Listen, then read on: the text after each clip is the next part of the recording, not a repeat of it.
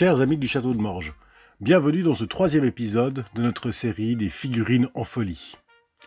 Aujourd'hui, je vous emmène dans l'Antiquité romaine, en l'an -218 avant Jésus-Christ, en plein milieu de la Deuxième Guerre punique. Pendant ce grand affrontement, célèbre dans l'histoire, les troupes d'Hannibal franchissent les Alpes. En effet, plusieurs dizaines de milliers d'hommes, voyageant d'Espagne en souhaitant aller en Italie, traversent le territoire des Allobroges pour pouvoir attaquer Rome. On ne sait pas exactement par où ils sont passés. Les historiens débattent toujours, et ce depuis la Renaissance, car les deux sources sont relativement évasives de la question, il s'agit de Polybe et de Tite-Live. On ne sait pas exactement où est-ce qu'ils sont passés, mais une partie des thèses récentes parle plutôt du col des Servettes en France. Imaginez-vous les éléphants d'Afrique du Nord traversant ces Alpes juste avant les escarmouches alors que les troupes de Scipion l'Africain elles sont débarquées dans les Bouches-du-Rhône.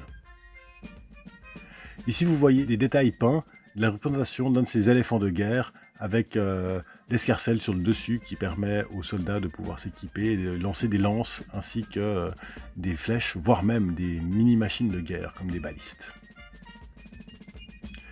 Le travail des figurinistes ici était un véritable défi avec une sculpture d'un pic montagneux et d'un rocher. Regardez un petit peu les détails. Et ça fait partie des questions de cet épisode. À votre avis, en quelle matière la neige est-elle confectionnée ?